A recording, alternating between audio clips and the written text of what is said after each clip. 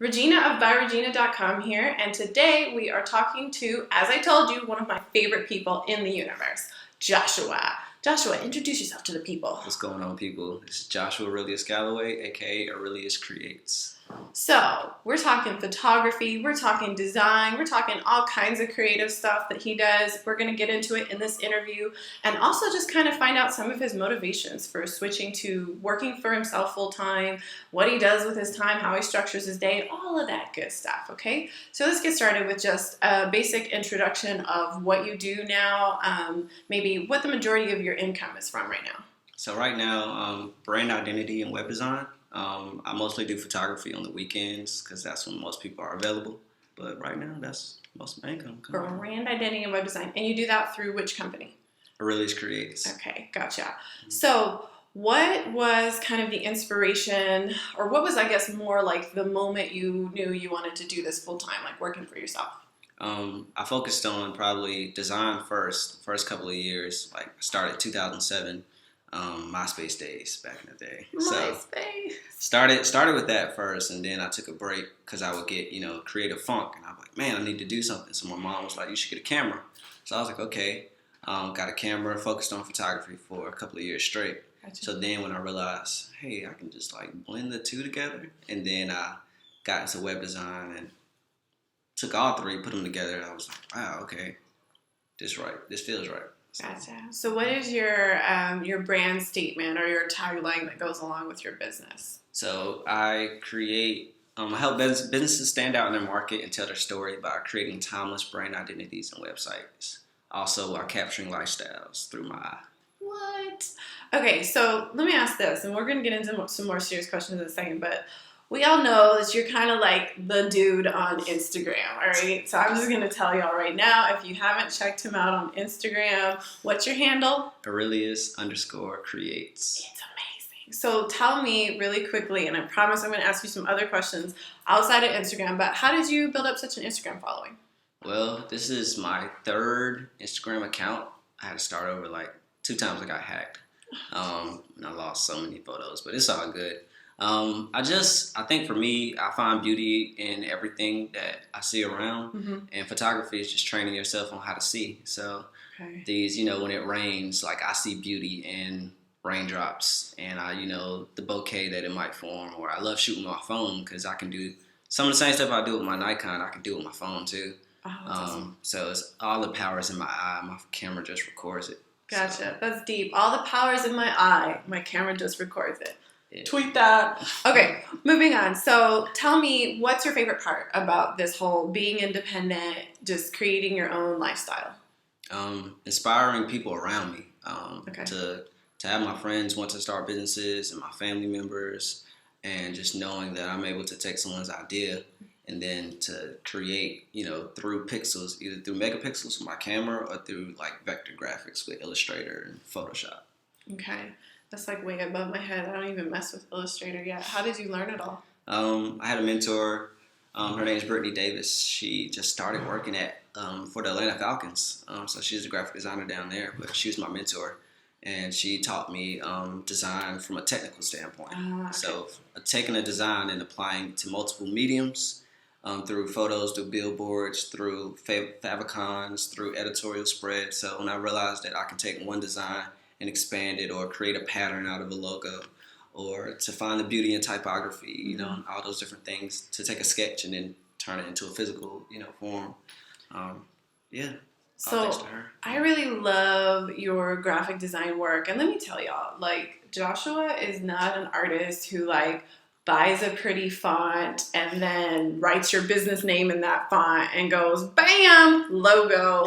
Yeah. Like, Joshua takes so much time in his projects and literally like plans things out and really like thinks about stuff on such a deep level that if you hire him for a brand design, he's literally designing your brand out of like your passions and your heart for what you're doing. So it's on a whole nother level. I hate to be bragging on you like that. I hope I'm not embarrassing you, but it's good. Literally a whole nother level. So that's what stuck out to me so much about Joshua when I first found him online and started stalking him, but we won't talk about that, okay? I think I stalked you first. Oh, okay. See, it's okay if the other person stalks first. Whatever. So then tell us, like, what when you realized, let's go back in time. All right. Let's go back to when you realized that you wanted to work for yourself. How did you make the jump? Did you do like a ton of planning? Are you like the spreadsheet dude, or are you the like what's up? Oh man, planning? No. I just was telling my mom like, Mom, I can't do this anymore. My first retail job was at Apple, so that was my first job ever. Yeah. So like it was so amazing working there and just that vibe. And when I was done after 2 years, I was like, well, I can't go to any other retail job because it's not going to be like Apple. And it's Right. like, it's kind of like you date someone, you can't downgrade, you know what I'm saying? So I was like, I can't downgrade, so I was like, I guess I'll just, really let my fears go of like web design and all that kind of stuff and just put it all together. And thankfully I had my friend Maya there to school me on that. And once she schooled me, I was like, wait, okay, it's not that hard. Well, it's hard, but it's not that like, it wasn't that challenging, because I had the passion with it, and it was a thrill to learn something new. So when I was able to create everything and put it all together, Okay. and then I'm not organized at all. So like having Sequoia and Maya there, they both like whipped me into shape.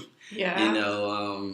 Sequoia, she does the avenue. She provides brand clarity. So I needed clarity. Mhm. Clarity. The only thing I knew about clarity was using that tool on Lightroom.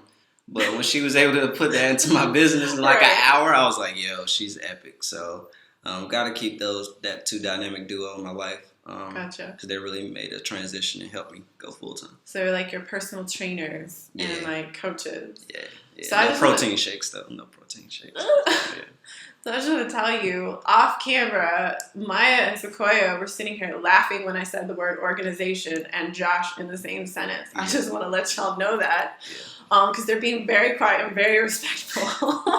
But so organization not being a strong suit, like how do you run like a client project now? Like what's your approach now that you've kind of had some input from friends? I think it's really important to keep around friends that are in the same position or doing different businesses, people who are like mentors and personal coaches. But how do you structure client projects? How do you handle them? OneNote. I see well in color, so color coding everything. Making templates for like communication is a very strong part of running a business full time, especially design. Because it's visual communication. Like I'm amazing at that, but the verbal communication. So like creating a template for what I'm gonna say back, or knowing brand identity start with the sketches first, and then research, and then go like I might go out to the mall and I'll ask like random people because I'm not intimidating looking. So I ask strangers like, hey, what do you think about this business name? And they'll tell me their real input, and then I'll go back to my client like, look, I asked like 10 strangers and they're not feeling it. So I know your mom said she likes it, but your consumer, like that's because it's about them, Yeah. So they're gonna be. You need to get their responses back. So even going to take that aspect with it, and then organizing everything through OneNote. So Right. OneNote is the bomb. Even though I use an Apple product, it's Microsoft, but it's Yeah. better than Evernote to me. Yeah, I'm a fan of OneNote myself, so I definitely understand that. So it's great that you run your client projects through there. You've created like templates for emails that you send back and forth between clients. And then what about like just contracting with clients and all of that kind of work? How do you handle that? So once I did the Double Your Freelance and learned about proposals. Thankfully, Maya schooled me on that. So once I saw the power in proposals and like 10, 12-page proposal, laying everything out, because I get annoyed with going back and forth with emails. I'm like, wait, if I can just lay this all out in a proposal, explains it all there, terms and conditions, even though nobody really reads the terms, but you should read my terms and conditions. So awesome. Once I do that, laid everything out, and then they able to sign it. Okay. So it really kind of protects you as a business owner, but it also protects the client because they know exactly what you're promising. They know when I'm going to start. They know when they'll get this part. They know how much everything is costing, a la carte and package benefits. So. When you first started out, did you do proposals? Oh, Lord, no. I was just like, people ask me, yo, how much you charge? And I'll be like, $50, and I'm like, say it in person. And then once I realize, no, don't ever, say it in person, like get more details, get more information. So it's like kind of like you take a couple of punches and then you got to get in your corner, review everything and then get back out in the fight. So. I like the boxing analogy. So you learned from negative experiences that you needed to charge more and that you needed to have like a proposal and documentation in place for everything. Gotcha. Value. So tell us about some of your favorite portfolio items in your collection of work.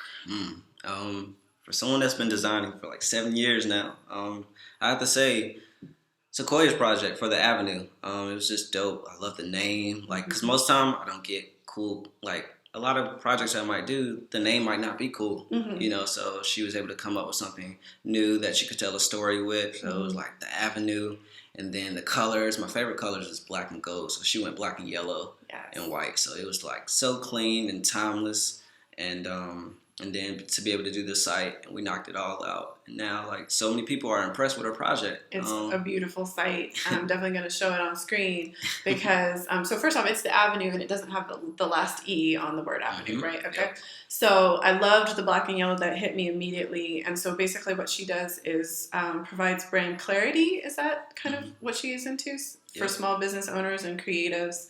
And she's just a very creative, energetic person herself. So this site really matches her and I think really is unique and stands out as far as what she's doing. So tell us about another project that you really liked that you've done.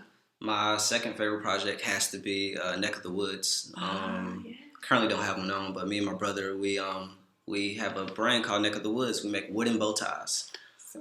So my brother came up with the idea, came up with the product, and just randomly came up with it. And he said, well, Josh, you're cool enough to wear it. You know, you wear hats and no socks and penny loafers. So I was like, okay. You're that dude. And then my mom was like, she came up with the name randomly. We were in the kitchen and she was just like, Neck of the Woods. And we were like, oh, shoot, that's it. Yeah. So then I went to my mentor's office, sat down with her, and I was trying to think of how I'm going to do the design. And at first I was thinking about bow ties. And then she was like, no, take it away. Like, get away from bow ties. We know that's what you're doing. So she was like, well, how do you get the bow ties? I'm like, with wood. She was like, well, how do you get wood? And I'm like, you chop it down. So then she said, draw an axe out. So I drew out an axe. And then I was like, wait, kind of had a curve to it. And then I drew another axe, but the opposite way. So from that, it was like the axe, the blades made the bow tie. And then the curves made the form of my body. And then I put 3 dots in the middle for the shirt. And Neck of the Woods is here. I love it. I love the brand. I love the site and definitely the bow ties. I think I'm going to order one. I'm going to try and figure out a way to kind of wear it effectively as a female. Like maybe like hair or as a chain or something. Can I get 2 of them though? Okay, 2 chains. We can do that. 2 chains. All right. So let me ask you this. It's challenging going full time. It is. And I mean, I think pretty much anyone you'd ask that question would say that it was hard. Did you run into the problem of maybe having friends and family not support you as much as you thought? Or did you have maybe a hard time believing in it yourself? Did you ever come into self-doubt? Like, what would you explain as some of the challenges of it? Yes, a lot of challenges were believing in myself and letting go of my fears. Okay. Like I didn't, I didn't finish school. Like most people think I went to school for design, but I didn't. I went to school for computer science. So I'm a computer nerd at heart. Like I love it. But going into trying to go full time was just like you have to wear so many hats. So many hats, and you have to it's all about a mindset type of thing. Like if you believe in yourself and you know your value-based pricing, value-based, just knowing your worth and who you are as a person is key. And I always would say to myself, Josh, you have to remain humble. Like going around in Charlotte, or even if I'm in New York, people know me. And it's just like, okay, cool. Hey, what's going on? Or I don't never shun anyone away. And I always want to talk to people. I love to talk, as Maya says all the time. So, but just staying true to myself and believing in myself and knowing that I'm good at what I do and people need me. I'm a problem solver. I solve problems through design, through visuals, through everything. I was that kid that liked to go to the front of the board and do the math problem, not sit at my desk. That was weird. Like, if I've messed up on the board, I'm like, hey, we messing up together. So look, so we got to figure it out. But just trying to go full time, wearing multiple hats, and believing in myself. And I think I look at networking. A lot of people say the word networking, but for me, it's just being you. Like, one of my biggest things that I loved and that I saw when I came across your site, Regina, was you being you. It was like, wait, there's somebody else that's just being themselves? Because I see a lot of people who's not doing that. So as someone that, really believes in being me, and that is my brand, and that, even though I don't really like saying that word a lot, but brand. Yeah, it's like, because so many people use it so many different ways. Oh man, that's what I believe. Definitely misuse that word. Yeah, so tell me about like key tools that you use. So when I got to meet up with you the other day, I was so excited, and you actually said something that completely shocked me about like your inventory of tools that you use. Can you kind of tell that to the people? So me, this is my camera right here, my Nikon D750. I only have one camera body and one lens, which is a 35 millimeter lens. So I've shot for Converse, Hudson Jeans, Allen Edmonds. I've been published multiple times, and I've just all shot with natural light and one lens. So what do you like when you hear people, I think I've said this before in my life, and no other people have, when you hear people say, oh, well, I'll be able to do that when I have such and such, or, I can't do that without X, Y, Z. Like, what would you kind of say to people who are maybe struggling in the equipment or being able to invest in equipment area? Like, how would you? I think that, you have to realize that these tools that you have around you, they're here, and it's so convenient. It's convenient knowing that you can use your MacBook and not shut it off for 3 weeks, and it's not going to blow up. That's cool, right? But using my first laptop that I had was an HP 17-inch, about 9 pounds. I only weigh 120. So, you know what I'm saying? So that's like carrying that around on my back all the time. Just use whatever you have. The Adobe software is there. It's cool and everything. Use Illustrator, by the way, for logos, not Photoshop. Lightroom, this all Windows and Mac thing, that whole battle. And then I actually, I'm probably going to get like some black permanent tape to put over the word Nikon, because I don't like people saying, oh, you shoot with Nikon, I don't want to deal with you. I've dealt with that before. I made my camera strap because I got tired of people saying, oh, you got a Nikon, so I don't want to be bothered with you. And it's weird that people do that. But most of the time, people that do that suck. They're not good. So just use your eye. Like, photography is training your eyes on how to see. And graphic design is just visual, communication. And trust your sketchbook. I keep a sketchbook on me, trusting that. Or, some of the greatest designs. The I Heart New York logo was done in the back of a cab on the way to the meeting to talk about the logo. But the whole design, Milton Glaser did it in the back, And so just realize that. Think about all the design that you see around you. The people didn't have MacBooks. They didn't have Adobe Illustrator. Gordon Parks, one of my favorite photographers, he didn't have a Nikon that he could see everything on the back. I might shoot 200 frames and never look at the back of my camera. I know when I get to my computer, I got the shots. I'm good. Because another thing with photography is, so the way I train myself with photography, I shoot at nighttime and I shoot in the cold. If I can shoot at night and I can shoot in the cold, during the day it's going to be a breeze. So that's my feel. I've definitely heard the stories of you like climbing on top of stuff, putting yourself in dangerous like hanging situations and to get the shot. So I would believe what he says here, you guys. All right, so give us just if you had some final words for somebody who's maybe not believing in themselves right now, kind of struggling with where they're trying to get. They know they have an idea, they know they're passionate about it, they want to operate their own business. But they're having a hard time believing. What would you say to them? First thing is to make a vision board. Sequoia took me to like Walmart at midnight one time. I was just complaining about my business. She was like, okay, forget this then. Got on the highway, get some poster board, sat up till like 3 o'clock in the morning. Once I did my vision board, and then I got another poster board and made a list of my goals. And also I have a digital version of my goal list on my website. So it's like me being transparent, so people know, hey, I'm really about this life. Like, this is the things I want to do. Make your goals, make a timeline for when you want to meet those goals, and also don't just always talk. Like, one thing is, if I might talk about a whole bunch of ideas, and having someone amazing like Maya in my life, she'll be like, oh, okay, cool. And by the end of the day, she's doing the ideas, and she's like, I'm like, oh shoot, so you were just gonna go ahead and just do it? And she's like, well, yeah, you talked about it, so let's make it happen. So action. Taking action, making goals, taking action, being true to yourself. Find your voice. One of the best videos I ever watched was the video that you used a comparison of being in a concert. It's that person that might two-step, that person that might be sitting, and that person that might jump in the crowd and crowd surf. Find out what kind of voice you are, and you figure out this through action. I started getting into art and all this stuff like in 2007, but it happens through habit. If you get a habit, right? So you get a habit of taking pictures every day. Don't matter what kind of camera you got. You're going to get better. You get a habit of designing. I'll ride around Charlotte and I'll look at stores that are like, I'm like, yo, your branding sucks. So like, I'll just redesign it just for the heck of it. I don't never have to show it to them. It's just I have fun with stuff like that. People ask me what I do for fun. I look at big name brands and see the rebrand that they did by going to different blogs, and I'll look at that for fun. I'm like, wow, this is a company that's been operating for 70 years, and they decided to change their logo.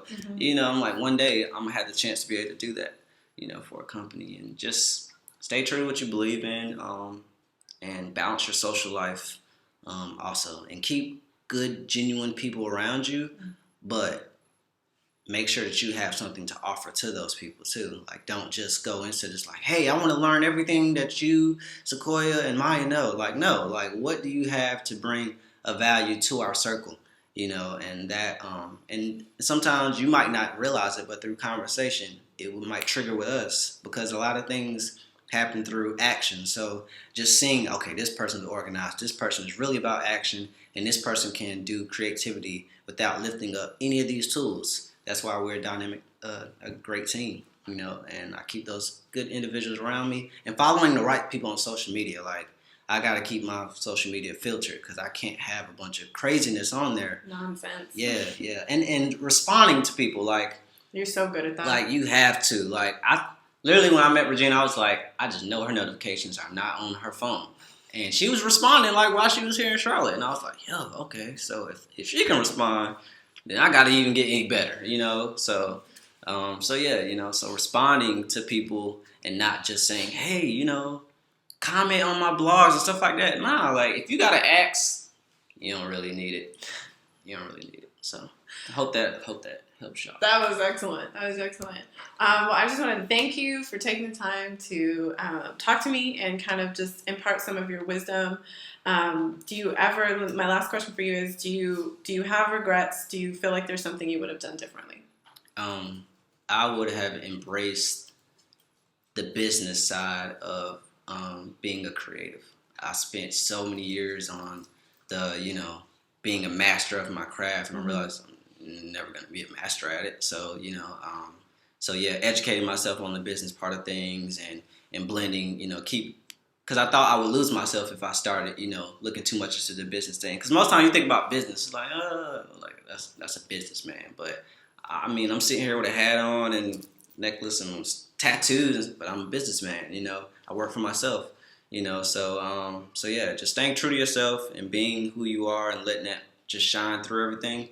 And I would embrace the business part of things a lot better. But now I'm doing that, and it's helping, and I'm keeping people around me. I'm seeing a crazy change in like less than like 90 days rather than like 3 years span. So it's cool. Wow. Yeah. Okay. Thank you, Joshua. Thank you so much for talking with us today.